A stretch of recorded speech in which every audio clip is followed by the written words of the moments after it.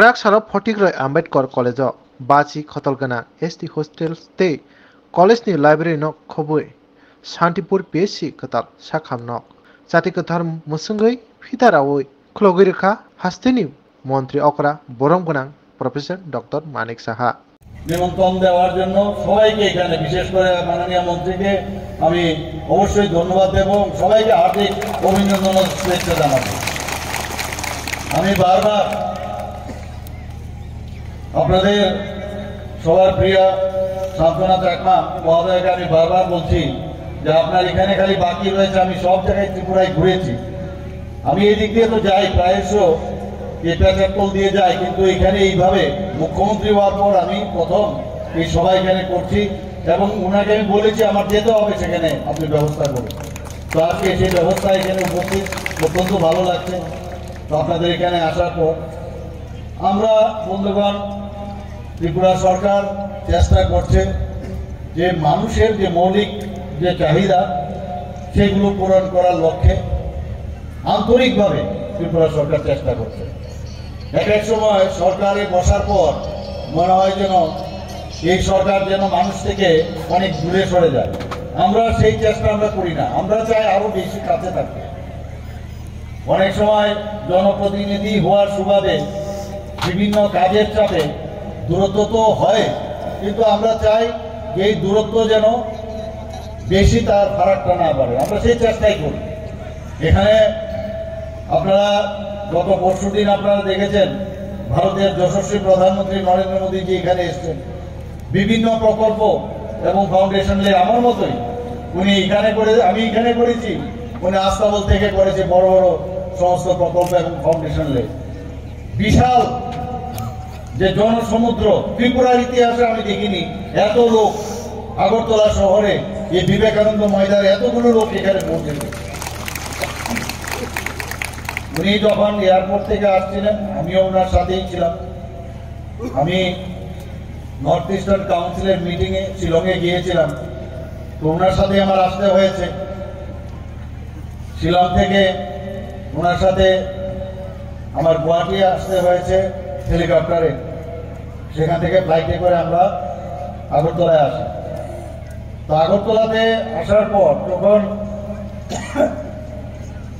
Airport থেকে আমরা বেরোই, এত জনসমুদ্র জল রাস্তার মধ্যে, উনি আমাকে জিজ্ঞেস করছিলেন এত লোক বাইরে আছে, মাঠের মধ্যে লোক আছে তো? তা আমি বললাম আপনি ভিতরে গিয়ে দেখবেন ঐতিহাসিক, এবং তাই হলো ত্রিপুরার ইতিহাসে আমি এত জনসমুদ্রের ঢল আমি আমার দেখিনি। এতে কি প্রমাণ? মোদিজিকে মানুষ কতটুকু ভালোবাসে, কেন্দ্রীয় সরকারকে কত ভালোবাসে, ত্রিপুরা সরকারকে কতদূর ভালোবাসে, এত কষ্ট করে দূর দূরান্ত থেকে আপনাদের মতো জায়গা থেকে ওনাকে ওনার কথা শোনার জন্য ওইখানে পৌঁছে গেছে।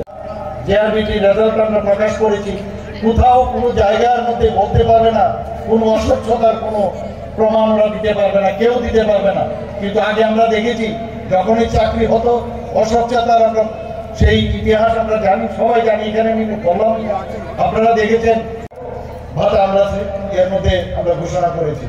শুধু তাই নয়, আমরা জানি যে ৬,০০০-এর উপরে আমাদের যে স্পেশাল এক্সিকিউটিভ আমাদের পুলিশ ডিপার্টমেন্টের তারও আমরা ঘোষণা দিয়েছি এবং সেইভাবে কাজ চলছে। প্রায় ১,০০০-এর মতো কনস্টেবল আমরা নিয়োগ করছি।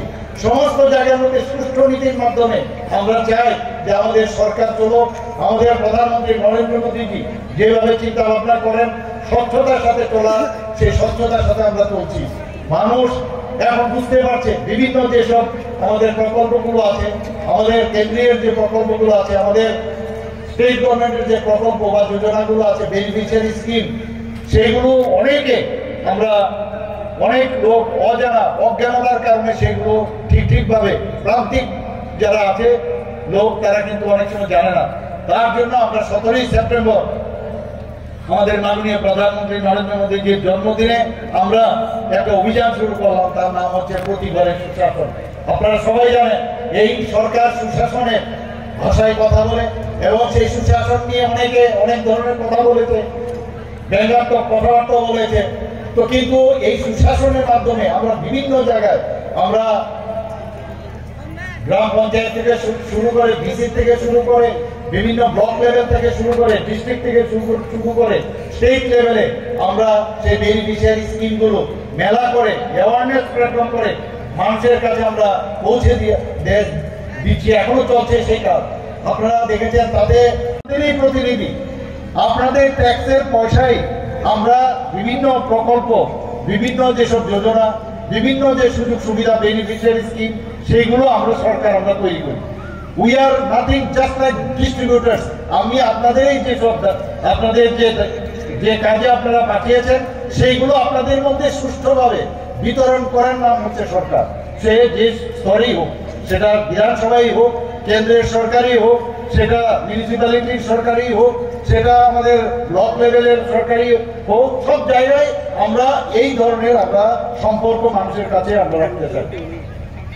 বন্ধুগণ, ত্রিপুরাতে জাতি জনজাতি আমরা একসাথে আমরা বহু বছর বহুদিন ধরে আমরা একসাথে আমরা বাস করছি, কিন্তু আমরা মাঝে মাঝে কি দেখি, আমরা দেখেছি ইতিহাস আমাদের বলছে যে আমাদের মধ্যে একটা বিভাজন তৈরির একটা চেষ্টা কিছু কিছু জায়গা থেকে চেষ্টা করে, গায়ের জোর দিয়ে চেষ্টা করছে, গায়ের জোর প্রয়োগ করে আগেও দেখেছি, এখনো কিছু কিছু জায়গার মধ্যে চেষ্টা হচ্ছে যে গায়ের জোর দিয়ে মানুষের যে মনের অধিকার বা তার যে চাহিদা সেইগুলো গায়ের জোর দিয়ে আদায় করা।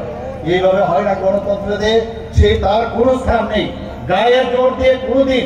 কারণ ইতিহাস সাক্ষী যে গায়ের জোর দিয়ে মানুষের মন পাওয়া যায় না, এবং এটা আমাদের গণতন্ত্র বিরোধী। আমরা মানুষের সাথে সম্পর্কের মাধ্যমে আমরা থাকতে চাই, শান্তি সম্প্রতি আমরা চাই, আমরা চাই জাতি জনজাতি আমরা একসাথে বসবাস করি। তবেই আমাদের মাননীয় মন্ত্রী মহোদয়া যেটা বললেন যে এক ত্রিপুরা শ্রেষ্ঠ ত্রিপুরা আমরা বানাতে পারবো, তবেই আগামী দিন, এবং এক ত্রিপুরা এক ভারত শ্রেষ্ঠ ভারত আমরা তখনই বানাতে পারবো। তো আমরা চাই মানুষের সাথে সুন্দর হাসি খুশির মধ্যে আমরা জীবনটা কাটাতে চাই। কেউ চাই না অশান্তি, কেউ চায় না, কিন্তু বিগত সরকার আমরা দেখেছি, বিগত সরকারের আমরা যে সরকারগুলো দেখেছি, একটা হচ্ছে উচ্ছৃঙ্খলতার সরকার আমরা দেখেছি, 70 দশকে আমরা উচ্ছৃঙ্খলতার সরকার দেখেছি। পরবর্তী সময়ে যখন দেখা গেল 80 দশকে আমরা দেখেছি উচ্ছৃঙ্খলতার সরকার, এখন তারপরে আমরা দেখেছি অনেক যে মানে যে ধরনের খুন সন্ত্রাসের যে সরকার আমরা সেটাও আমরা দেখেছি। কিন্তু বর্তমান যে সরকার 2018-তে আমাদের সরকার যখন প্রতিষ্ঠিত হলো, তারপর আমরা চেষ্টা করছি এই যে কালচার, এই যে এইভাবে এতদিন ধরে চলে আসছে তাকে নিরসন করে আমরা মানুষের ভাষা, তার অধিকার, তার ভাষার অধিকার, তার যে ডেমোক্রেটিক রাইট সেটা ফিরিয়ে দেওয়ার আমরা চেষ্টা করছি। আমাদের সরকার চায় না কোথাও কোনো ধরনের যে গায়ের জোর করে দিয়ে কারোর যে মনের যে চিন্তা ভাবনা সেটাকে অপ্রেস করে রাখবে। তো আমি এখানে যারা উপস্থিত আছেন, আমি আপনাদের কাছে একটাই অনুরোধ করব, আমরা বিভিন্ন বেনিফিশিয়ারি যে আমার আরো আগে আসলে আরো ভালো হতো, একটু লেট হয়ে গেছে, প্রায় 1.5 ঘন্টা লেট। তারপরও যে জনসমুদ্র উনি দেখে গেছেন, উনি আপ্লুত হয়েছেন। আমাদের মাঝে এইরকম ভারত সরকারের এত বড় একজন লিডার, সারা বিশ্বের মধ্যে এখন 1 নম্বর স্থানে আছে, এত বড় লিডার, উনি আমাদের কান্ডারি। মোদিজি মানে একটা স্বপ্ন, স্বপ্নর বাস্তবায়নের যে চিন্তা ভাবনা মোদিজিকে দেখলে মনে হয়। মোদিজি মানে একটা আশা, একটা আকাঙ্ক্ষা। মোদিজি মানেই মানুষের সুখ দুঃখের সাথী, একটা চাইওয়ালা আজকে আমাদের স্বপ্নের সৌদাগর। যেখানে যাচ্ছেন সেখানেই মানুষের জনসমুদ্রের ঢেউ উনাকে দেখার জন্য, উনাকে একটু স্পর্শের অনুভূতি পাওয়ার জন্য মানুষ বেকুল। আমরা দেখেছি মানুষের জন্য কাজ করেন, উনি মানুষের কথা বলেন, এবং সেই বিষয়ে ত্রিপুরা সরকারও আমরা চেষ্টা করছি ওনার যে মার্গদর্শন, সেই মার্গদর্শন করে আমরা যেন মানুষের জন্য কাজ করতে পারি। আপনারা দেখেছেন এর মধ্যে এই যে ডিফারেন্স আমাদের মধ্যে যেন ফারাক না আসে, মানুষের কাছ থেকে আমরা যেন দূরে না সরতে পারি, তার জন্য 17 নভেম্বর আমি আমার হাত ধরেই আমাদের ত্রিপুরা